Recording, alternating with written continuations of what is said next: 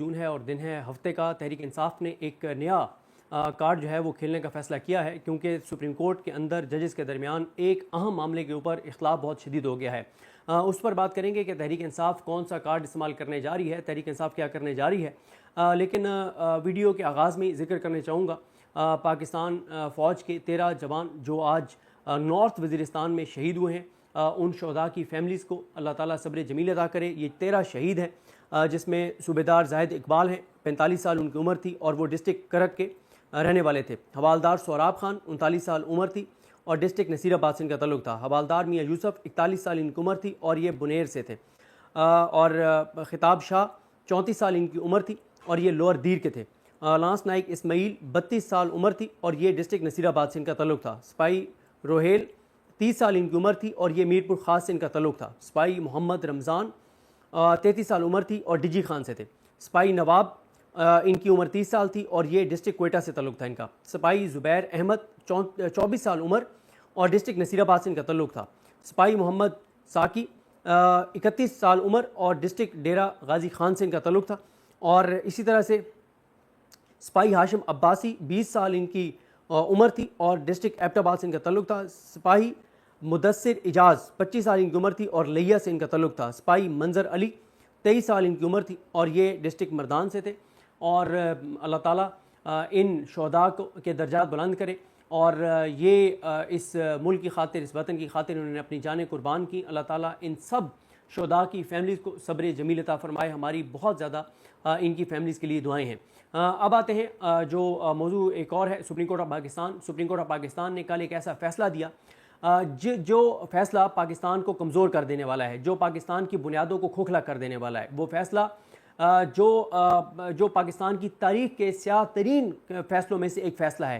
یہ وہ فیصلہ ہے کہ جس پہ جب 10 سے 15 سال بعد بات ہوگی تو ہر پاکستانی اس وقت بھی یہ کہے گا کہ پاکستان کو کمزور کرنے کے لیے جو کچھ کیا گیا اس میں مرکزی کردار جن 3-4 چیزوں کا تھا، ان میں سے یہ ایک فیصلہ تھا جس نے پاکستان کو کمزور کیا۔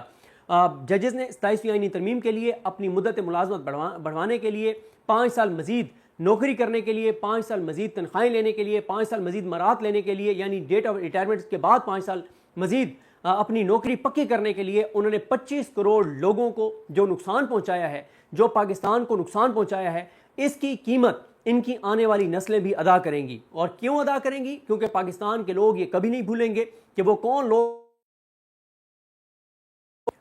لوگ تھے جنہوں نے ایسے فیصلے دیے کہ جن فیصلوں کی وجہ سے پاکستان کو نقصان ہوا، پاکستان کی بنیادیں کھوکھلی ہوئیں، اور یہ سلسلہ قاضی فائز جیسے گھٹیا، مکروہ، نیچ، غلیظ اور خبیث انسان سے شروع ہوا، اور اب یہ سلسلہ جاری ہے۔ قاضی کے جانشینوں نے وہ قاضی کا مشن سنبھال لیا ہے کہ جس طرح سے قاضی پاکستان کو ایسے کام کر رہا تھا کہ جس سے خدا نہ خواستہ پاکستان ٹوٹ جائے، لوگوں کا پاکستان سے اعتماد ختم ہو جائے۔ لیکن پاکستان کے لوگ پاکستان سے محبت کرتے ہیں۔ اوورسیز پاکستانی جو شاید اب انہوں نے، ان کے بچوں نے انہی ملکوں میں رہنا ہے جن ملکوں میں وہ جا چکے ہیں، لیکن آج بھی وہ 24 گھنٹے اگر سوچتے ہیں تو اس وطن کے لیے سوچتے ہیں۔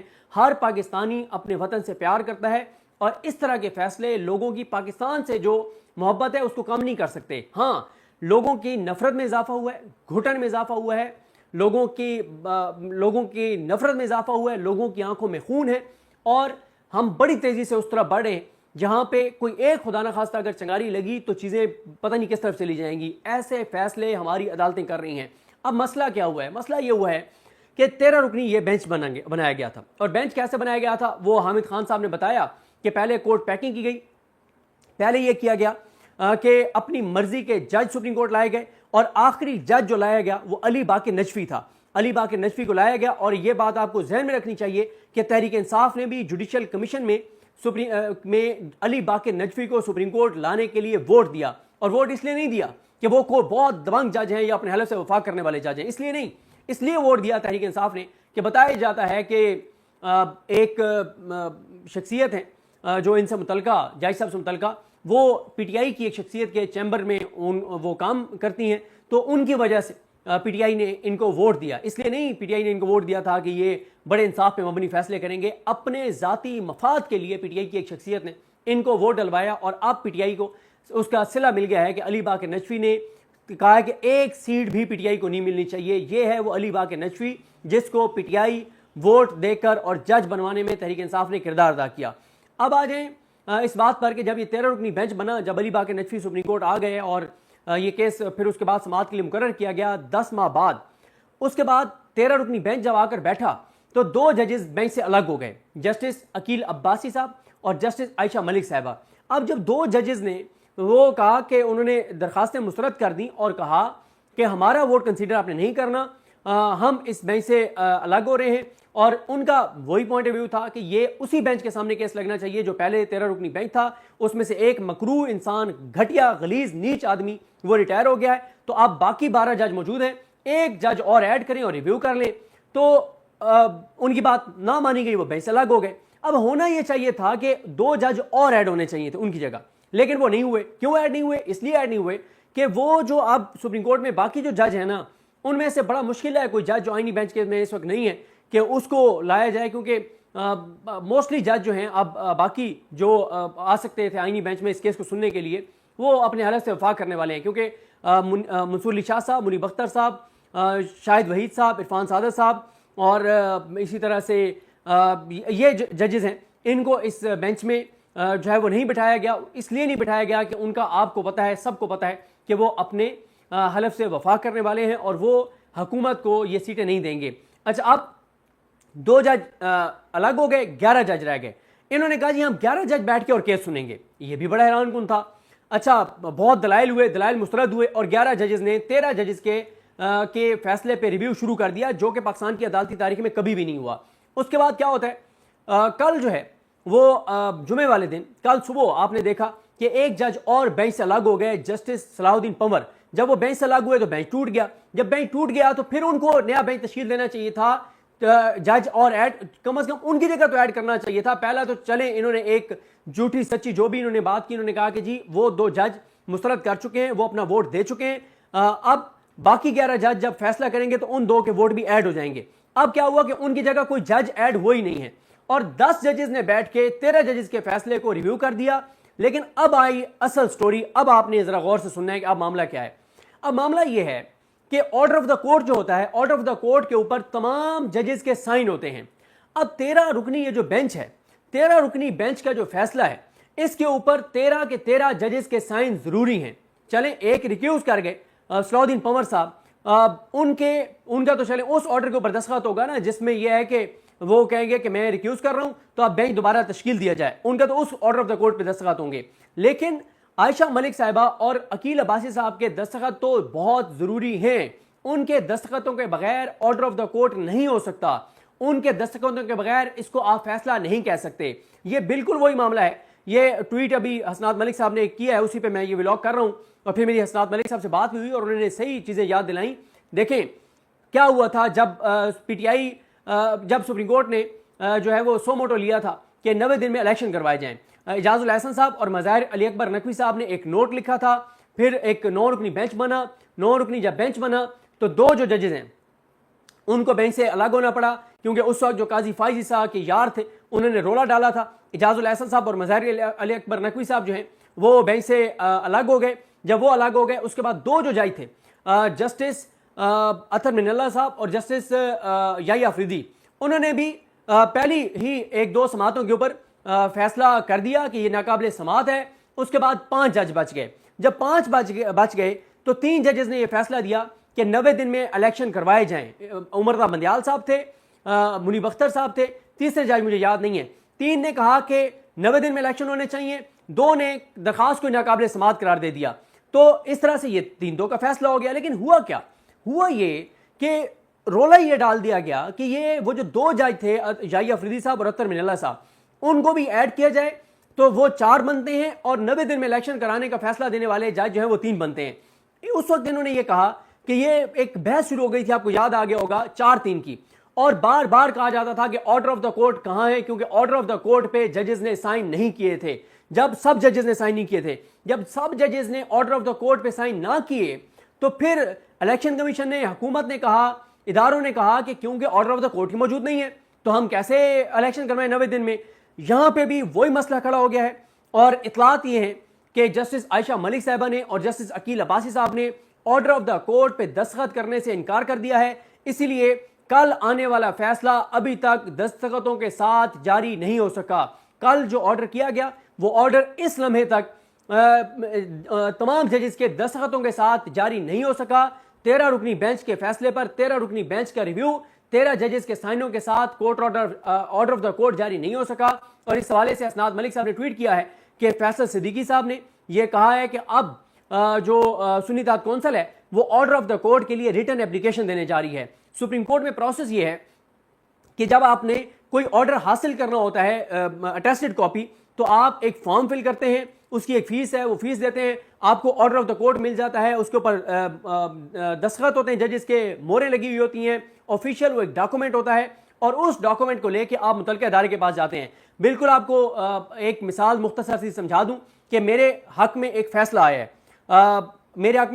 ہے، میں اب وہ فیصلے کی کاپی تو مجھے شاید ویب سائٹ سے بھی مل جائے، وہ جب میں ویب سائٹ سے ڈاؤن لوڈ کی گئی کاپی اس متعلقہ ادارے کے پاس لے کر جاؤں گا جس نے میرے حق میں چیز کرنی ہے، تو وہ مجھے کہے گا کہ بھائی یہ تو آرڈر آف دا کورٹ نہیں ہے کیونکہ یہ اٹیسٹڈ کاپی نہیں ہے، آپ وہ کاپی لے کر آئیں جو اٹیسٹڈ ہو، جس کے اوپر ججز کے دستخط ہوں، وہ ہوتا ہے order of the court. Order of the court جاری نہیں ہو سکا، ججز میں بہت شدید اختلاف ہے، اور دو ججز نے، جسٹس عائشہ ملک صاحبہ نے اور جسٹس عقیل عباسی صاحب نے، اس وقت اطلاعات یہ ہیں کہ انہوں نے دستخط کرنے سے انکار کر دیا ہے۔ انہوں نے کہا ہے کہ ہم نے پہلے یہ بتا دیا تھا کہ ہمارا ووٹ کاؤنٹ نہ کیا جائے، ہم اس کیس سے الگ ہو رہے ہیں، تو ہم نے جب یہ کیس سنا نہیں ہے تو ہم اب اس پہ دستخط کیسے کریں۔ ڈیفینیٹلی ان کے اوپر اس وقت بہت زیادہ دباؤ ہوگا، لیکن اس وقت تک جو ہم نے دیکھا ہے وہ جسٹس عائشہ ملک صاحبہ اور جسٹس عقیل عباسی صاحب، ان دونوں نے اپنے حلف سے وفا کیا ہے، انہوں نے اپنے آپ کو تاریخ کے مکروہ کرداروں میں شامل نہیں کروایا، انہوں نے اپنے آپ کو غلیظ، گندے، نیچ اور خبیث کرداروں میں اپنے آپ کو ایڈ نہیں کروایا، انہوں نے اپنے حلف کے مطابق فیصلہ کیا اور وہ اس بینچ سے الگ ہو گئے، انہوں نے یہ درخواستیں مسترد کی اور اس کے بعد انہوں نے کیس نہیں سنا۔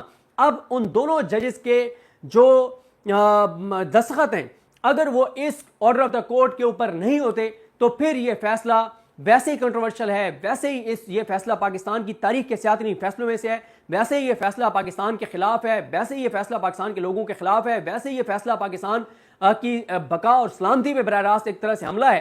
تو اگر وہ دستخط نہیں کرتے پھر تو یہ ہر حوالے سے آرڈر جو ہے وہ انلیگل ہوگا، جس کے اوپر تمام ججز کے دستخط ہی نہیں ہیں۔ اور اب دیکھنا یہ ہے کہ کیا عائشہ ملک صاحبہ اور عقیل عباسی صاحب کے اوپر دباؤ ڈال کے ان کو فیصلے پر دستخط کرنے پر مجبور کر لیا جاتا ہے یا نہیں۔ ابھی تک پچھلے 3 سال سے جو جبر، بربریت، فسطائیت، جو کچھ ملک کے اندر ہو رہا ہے، اس کے سامنے عائشہ ملک صاحبہ نے، عقیل عباسی صاحب نے سرنڈر نہیں کیا۔ آج کل میں اب وہ کرتے ہیں سرنڈر، نہیں کرتے دیکھ لیں گے، لیکن اس وقت تک وہ ججز ڈٹے ہوئے ہیں، انہوں نے دستخط نہیں کیے، اور کیونکہ انہوں نے دستخط نہیں کیے تو اسی لیے آرڈر آف دا کورٹ جاری نہیں کیا گیا۔ یہ بہت بڑی پیش رفت ہے، آرڈر آف دا کورٹ جاری نہ ہونا، تمام ججز کے دستخط نہ ہونا، یہ بہت بڑی پیش رفت ہے، اور اس کی وجہ سے یہ فیصلہ جو سیاہ فیصلہ ہے، وہ سیاہ فیصلہ بھی اس وقت اس کو آپ فیصلہ بھی نہیں کہہ سکتے، وہ ایک ڈاکومنٹ تو ہو سکتا ہے، وہ ایک ججز کی رائے تو ہو سکتی ہے، وہ عدالت کا فیصلہ نہیں ہو سکتا کیونکہ اس کے اوپر تمام ججز کے دستخط نہیں ہوں گے۔ ابھی تک عائشہ ملک صاحبہ اور عقیل عباسی صاحب دستخط نہیں کر رہے، اب وہ آگے کرتے ہیں نہیں کرتے، یا ان کے دستخطوں کے بغیر یہ فیصلہ جاری ہو جاتا ہے، یہ دیکھنا ہوگا۔ لیکن یہ ایک بڑی ڈیولپمنٹ ہے، اور اس کو اب جو تحریک انصاف سنی اتحاد کونسل جو کارڈ کھیلنے جا رہی ہے، فیصل صدیقی صاحب وہ جب یہ اپلیکیشن دیں گے آرڈر آف دا کورٹ کے لیے، اور آرڈر آف دا کورٹ اگر ان کو تمام ججز کے دستخط کے ساتھ نہیں ملتا تو یہ ایک اور نیریٹو ہوگا جو عوام پاکستان کا نیریٹو ہوگا، جو پاکستان کا نیریٹو ہوگا، جو آئین پاکستان کا نیریٹو ہوگا، اور اگر اس کے اوپر 2 جج کے دستخط نہیں ہوں گے تو ویسے ہی وہ ایک انلیگل آرڈر ہوگا۔ تاریخ میں جو اس فیصلے دینے والے ججز کے حوالے سے جو کچھ لکھا جائے گا، 2 جج کے دستخط نہ ہوئے تو اور شدت سے لکھنا پڑے گا تاریخ میں، جب لکھا جائے گا، جب مورخ لکھے گا تو پھر شاید مورخ جو ہے وہ بہت سخت چیزیں لکھے گا۔ ویسے تو پورا پاکستان دیکھ ہی رہا ہے، یہی تاریخ ہے جو بن رہی ہے، لیکن اگر 2 جج دستخط نہیں کرتے تو یہ ہر حوالے سے انلیگل ایک چیز ہوگی، اس کو کسی طرح سے بھی آپ سپریم کورٹ کا فیصلہ نہیں کہہ سکیں گے۔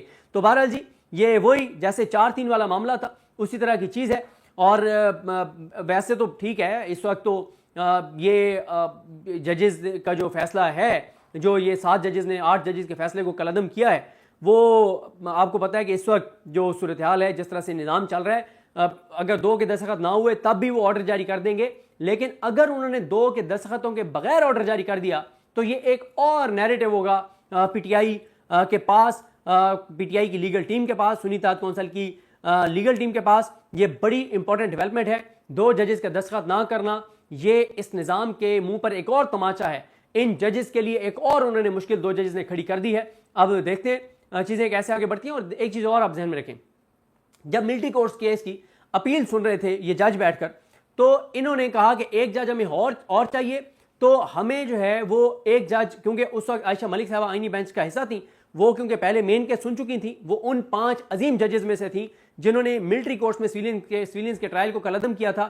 اس میں اعجاز الاحسن صاحب تھے، منیب اختر صاحب تھے، عائشہ ملک صاحبہ تھیں، اور مظاہر علی اکبر نقوی صاحب تھے. ان 4 ججز نے، اور 5ویں یحییٰ افدی صاحب تھے، انہوں نے 9 مئی والوں کے تو ٹرائل کو کالعدم کیا تھا، لیکن یحییٰ افدی صاحب نے ملٹری جو آرمی ایکٹ کی شک ہے متعلقہ اس کو کالعدم نہیں کیا تھا، لیکن باقی 4 نے تو اس شک کو بھی کالعدم کر دیا تھا. تو جب اس کے اوپر انٹر کورٹ اپیل آئی تو 7 جج بیٹھنے تھے، 7ویں جج جو ہے وہ عائشہ ملک صاحبہ تھیں. تو آئینی بینچ نے جوڈیشل کمیشن کو کہا کہ ہمیں ایک جج اور دے دیں، شاہد بلال حسن، کیونکہ ہم 6 جج رہ گئے ہیں. عائشہ ملک تو یہ بیٹھ کے سن ہی نہیں سکتی، انہوں نے تو پہلا فیصلہ انہوں نے دیا ہوا ہے، انہی کے فیصلے پہ انٹر کورٹ اپیل ہے. تو اس وقت پھر ایک جج اور ہیں عائشہ ملک. یہاں پہ بھی یہ ہونا چاہیے تھا کہ جب 2 جج الگ ہو گئے تھے، عائشہ ملک صاحبہ اور عقیل عباسی صاحب، تو دوبارہ لکھنا چاہیے تھا اس کو جوڈیشل کمیشن کو کہ 2 جج اور ہمیں دیں. اور جب یہ صلاح الدین پنور صاحب الگ ہو گئے تو پھر لکھنا چاہیے تھا کہ 1 جج اور دیں، لیکن یہ نہیں کیا گیا. لیکن اصل پھڈا اب یہ پڑ گیا ہے کہ آرڈر آف دا کورٹ کا کیا بنے گا، اور آرڈر آف دا کورٹ جاری نہیں ہو رہا کیونکہ 2 ججز جو ہیں وہ دستخط نہیں کر رہے، ایک عقیل عباسی صاحب اور دوسری عائشہ ملک صاحبہ. تو بہرحال جی دیکھتے ہیں چیزیں کیسے آگے بڑھتی ہیں. لیکن یہ ایک اور بڑی مشکل اس نظام کے لیے کھڑی ہو گئی ہے. اگر وہ 2 جج آرڈر پہ دستخط نہیں کرتے تو یہ آرڈر آف دا کورٹ نہیں ہوگا. جب یہ آرڈر آف دا کورٹ نہیں ہوگا تو جب بھی ملک میں قانون کی حکمرانی شروع ہوگی، 6 ماہ میں ہو، 8 ماہ میں ہو، سال میں ہو، جب پاکستانیوں کو یہ احساس ہوگا کہ پاکستان کس طرف جا رہا ہے، ہمیں کچھ کرنا ہوگا اور ہمیں نکلنا ہوگا، ہمیں اس نظام کو بدلنا ہوگا، جب بھی پاکستان کے لوگوں کو یہ احساس اور ادراک ہوگا اور تھوڑا سا یہ احساس ہوگا کہ ہم اپنی آنے والی نسلوں کے لیے کس طرح کا ملک چھوڑ کر جائیں گے اگر ہم ہاتھ پہ ہاتھ دھرے بیٹھ رہے اور ایسے یہ عدالتیں چلتی رہی، تو جب بھی اس ملک میں قانون کی حکمرانی آئی تو اس وقت صرف اس ایک بنیاد پہ یہ فیصلہ کالعدم ہو جائے گا کہ یہ آرڈر آف دا کورٹ ہی نہیں تھا، یہ ایک نامکمل بینچ تھا. اس کے اوپر تو بینچ میں شامل کیے گئے ججز کے دستخط بھی مکمل نہیں ہیں. تو بہرحال جی دیکھتے ہیں چیزیں کیسے آگے بڑھتی ہیں. مجھے اپنی دعا میں یاد رکھیں. اللہ کریم ہم سب کا حامی ناصر ہو. اللہ حافظ.